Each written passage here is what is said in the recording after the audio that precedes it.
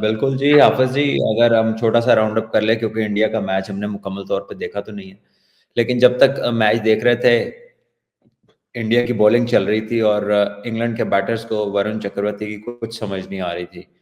Mystery bowlers till the time they are mystery, जब तक उनकी समझ नहीं आती, वो एक बहरहाल हेडेक होते हैं ऑपोजिशंस के लिए।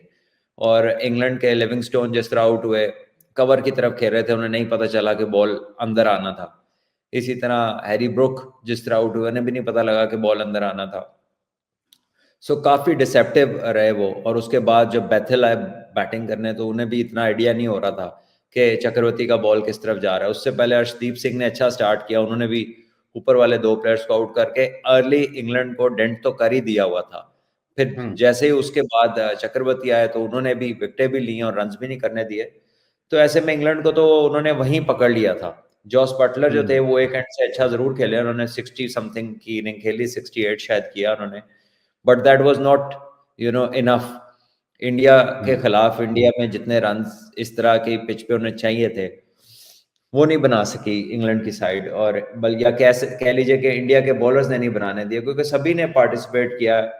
2 आउट किए, हर अर्शदीप ने, हार्दिक पांड्या ने, और रवि बिश्नोई ये वाहिद वैसे बॉलर थे जिनको विकेट नहीं मिली, लेकिन उन्होंने भी रन्स को इतने ज्यादा नहीं दिए, 22 ही रन्स दिए।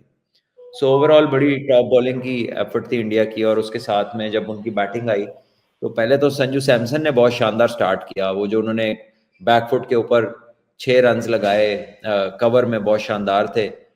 फिर उसके बाद उन्होंने बाउंड्रीज कुछ बड़ी अच्छी लगाई through the covers on side पे। लेकिन उसके बाद जब वो आउट हुए हैं, फिर तो कंप्लीट टेक ओवर था अभिषेक शर्मा का। फिर उन्होंने किया जो किया, फिर इंग्लैंड ने सिर्फ देखा ही है मैच। और देखते देखते जो मैच था, वो उन्होंने खत्म कर दिया थोड़ी सी देर में। 79 of 34 is an outstanding knock. 232 का स्ट्राइक रेट है, 8 छक्के लगाए हैं। सो जो पावर हिटिंग का डिस्प्ले था इंडिया का, वो उसने बड़ा, कह लें कि बैसबॉल को उन्होंने, मतलब कहते हैं ना कि जरा ओवर पावर किया बाय डिस्टेंस, पूरी नहीं लगने दिया। हालांकि इंग्लैंड की बॉलिंग में 2 जेन्युइन फास्ट बॉलर्स थे, जिसमें जोफ्रा आर्चर भी थे और मार्क वुड भी थे, बट वो किसी काम नहीं आया उनका, जो कुछ भी उनके पास था।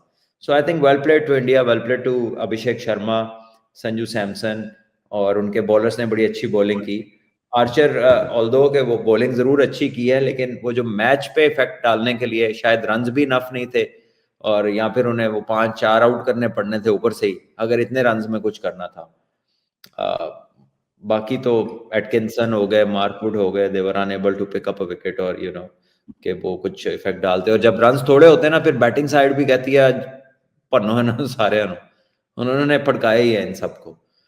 So I think it was wonderful from Indian batters, और इंग्लैंड के पास उसके लिए कोई ज्यादा जवाब नहीं थे।